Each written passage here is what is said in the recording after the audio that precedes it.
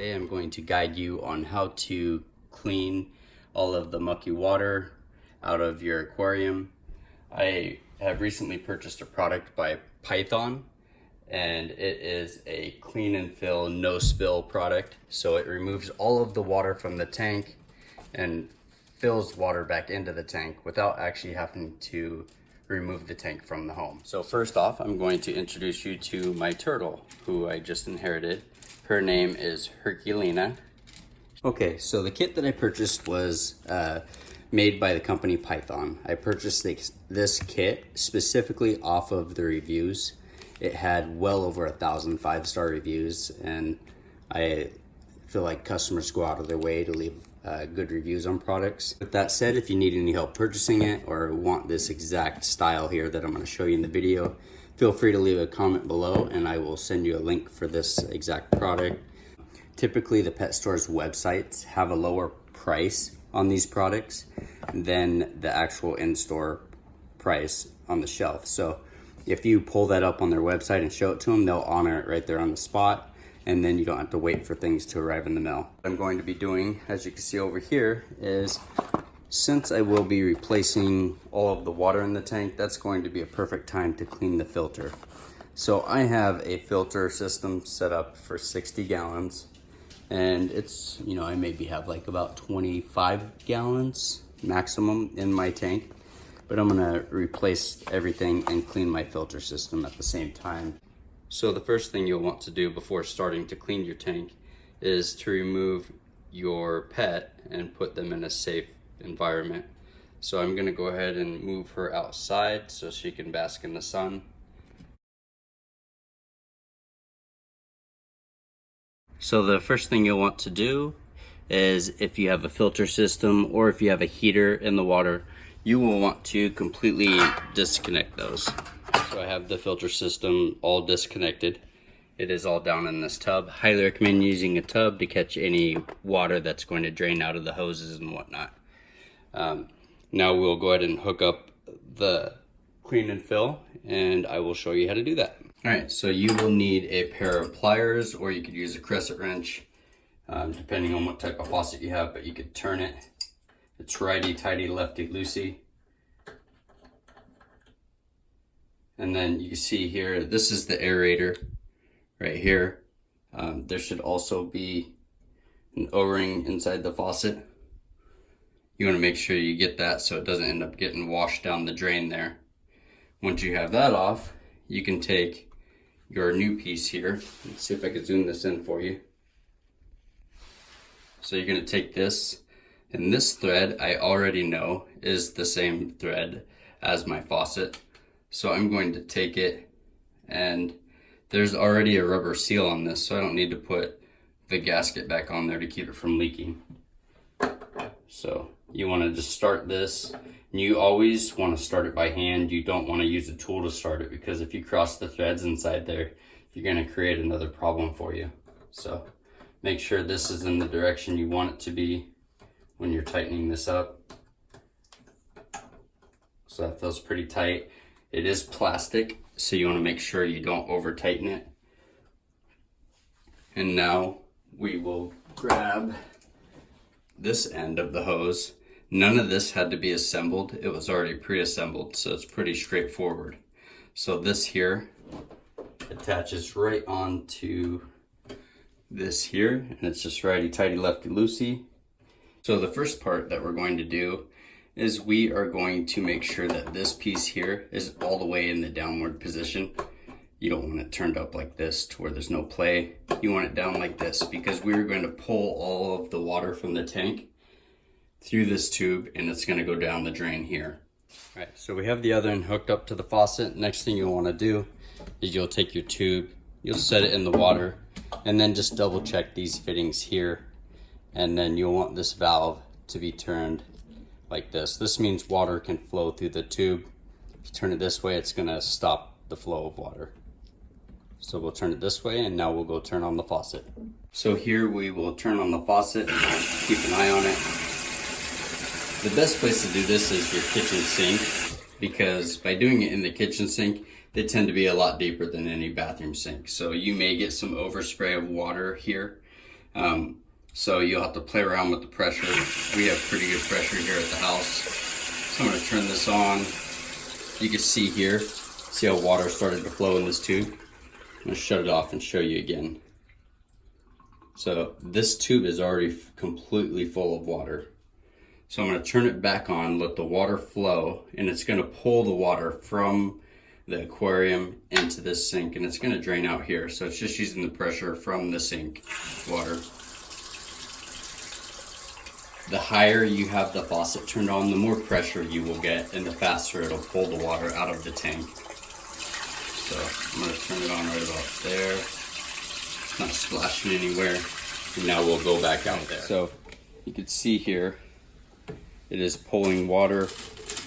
There's quite a bit of pressure on this, and I don't know if you can see it, but there's quite a bit of debris inside this tube.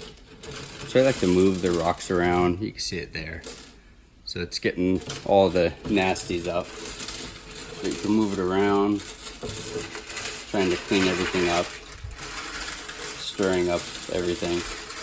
And so you see how mucky that water is now? That's all going down the bathroom drain. When you're doing this, right after you turn the water on, you'll want to make sure that none of the connection fittings that I was showing you to tighten are loose. This pump does not seem to actually pick up any of the glass stones that I have in here. I don't know if it would pick up any of the small pebble stones that they use. I would imagine that it would not pick up the majority of those stones. And if it does, you could always put like a little piece of screen on the bottom of it to stop that from happening. The flow has slowed down quite a bit. So I'm gonna show you that by turning your water pressure up wherever your faucet is, it will actually force this to fill with water. So for this, the cool part is if you don't want really cold water inside your tank and you actually want a little bit warmer water, you can take it and, so we're gonna set it to fill now.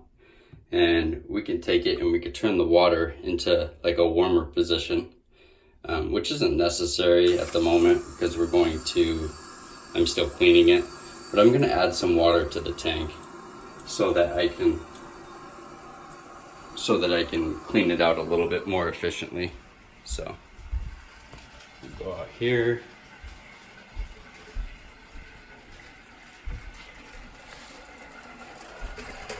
So you can see here that it is adding water to the tank. So you could take that as scrubbing the sides, and then I'm going to rinse off the sides of the tank here.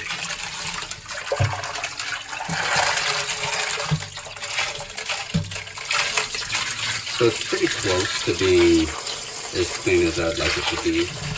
Once I'm done with this, I'm going to go ahead and go through and start cleaning my filters. So if you want to see how I do that, then stay tuned.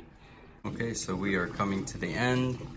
I did add a few gallons prior to this, and now we are just pulling the rest of the water out. So there's a small amount now. It looks very clean in there.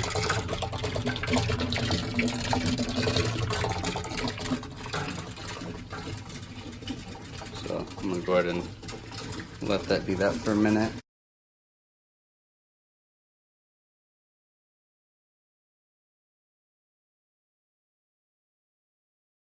Okay, so I am done adding water, and you can see there that it is very clear.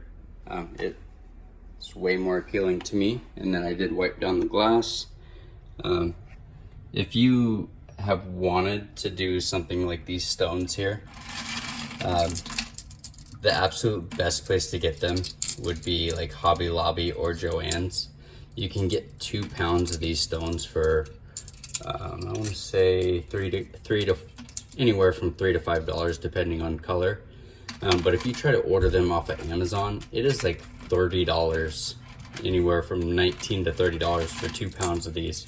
So highly recommend picking them up from Joann's or your local arts and crafts store, and you'll save a ton of money. There's about 32 pounds of these glass stones in the tank. I went with them just because I thought they're a lot more pretty than the other gravel, and it cost about $65 to $70 for all of these stones. What I'm gonna do now is have a helper. William is my helper. Say hi, William. Hi. He's going to hold the tube to where it stays over the tank. You got that, William? Keep holding the tube, please. I'm gonna go in the bathroom and I'm gonna turn the water on to get the rest of the water out of these lines here. For when removing the water, we're gonna shut this valve. We're gonna turn it this direction, and we are going to pull all of the water out of the tubes with using the faucet pressure. Will you hold this, William? Yes. Keep a hold of it, please. Don't let it go in the water.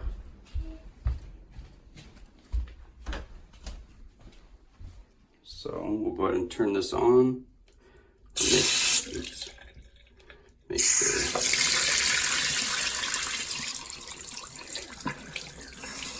So it was still pressurized. So it just pulled all of the water out of the tube without having the faucet on. But if it's not moving the water, with the valve closed out there, you would just turn this on and it would pull the rest of the water out. Hold my hoses here, and I actually just tossed them right in the bathtub. So now it is safe to disconnect these fittings. And then you may have to use a pair of pliers to get this one off here. Best way I found to get all the water out of the line, make sure this valve is open, and just slowly work through the whole thing. Let the water flow down the tubes. It only takes a few minutes, but eventually you'll get all the water to go out one side of the tube. All right, so there we have it. We have cleaned the tank using the Python clean and fill system. There were no spills, and it does advertise no spill for that product. I have been more than pleased with it. You can see that it's crystal clear right now. I'm gonna go ahead and clean the filter system. I did mention that I was gonna make a video of it with this, but I figured not everybody will need that. So I'm going to go ahead and make a separate video of cleaning the filter system, and I hope this has been helpful. If you need any help finding that specific product, please feel free to leave me a message down below, and I will gladly share that information with you. Please feel free to like and subscribe for future videos and tips. I will have a lot of aquarium things that I cycle through as far as leaving reviews on them and whether they're worth the extra money. Feel free to like and subscribe, and thank you very much for watching.